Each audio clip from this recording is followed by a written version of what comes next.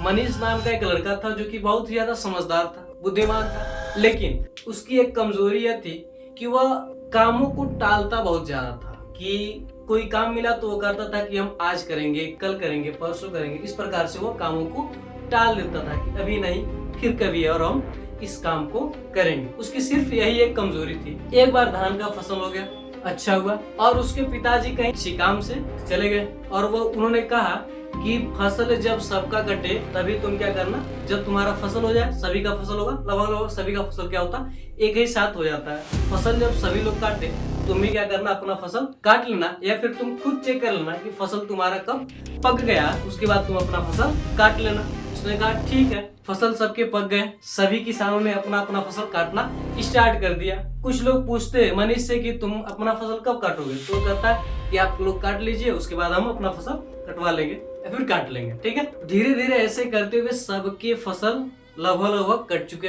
कुछ ही लोगों के फसल बाकी थे और उसके फसल, जो मनीष के जो फसल थे वो पूरे पक गए थे पूरी तरीके से, लेकिन वह टालते रहता कि आज नहीं, कल काटेंगे, कल नहीं, परसों काटेंगे, इस प्रकार से वो टालता रहा। एक दिन ऐसा हुआ कि उस पूरे एरिया में बहुत ही ज्यादा भारी क्या हुई, बारिश होने लगी। बारिश इतना ज्यादा हुआ कि जो पके फसल थे वे सारे क्या हो गए, बर्बाद हो गए। जितने फसल थे वे सभी के सभी क्या हो गए, बर्बाद हो गए। अब उसके पिताजी ने उसे बहुत ज्यादा डांट लगाई कि मैंने कहा था कि जब फसल पक जाए तो तुम क्या करना, उस फसल को काट लेना, लेकिन तुमने फसल नहीं काटा।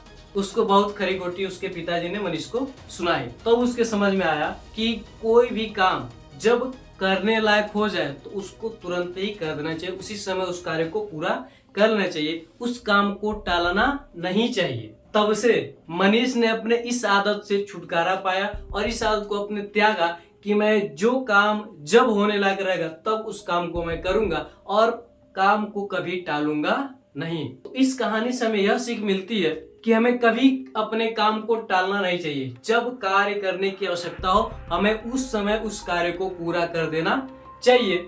अगर आप काम को टालते हैं तो आप आलसी तो कहलाते हैं, परंतु आपका कार्य भी नहीं हो पाता है समय से, और आपके कार्य धीरे धीरे क्या होते हैं, बढ़ते जाते हैं, और आप काम के बहुत बड़े बोझ के तले दब भी जाते हैं। और आपको बिजनेस, अगर आप बिजनेस करें तो बिजनेस में, अगर आप स्टूडेंट हैं तो आपको पढ़ाई में, यानी हर चीज आप जिस भी क्षेत्र में है उस क्षेत्र में आपको काम टालने की वजह से परेशानी उठाना पड़ता है, और आप परेशानी उठाते भी हैं। ऐसे परेशानियों को उठाने से बचिए और अपने काम को टालने से भी बचिए। जो भी काम हो आप कर लीजिए, उसे टालिए नहीं। तो आज के लिए बस इतना ही। आप कमेंट करके बताइएगा कि इस कहानी से आपको क्या सीखने को मिला। क्या आप फिर से काम टालेंगे या नहीं टालेंगे, आप कमेंट में जरूर बताइएगा। मिलते हैं अगली वीडियो में फिर किसी और वीडियो के साथ। तब तक के लिए जय हिंद, जय भारत।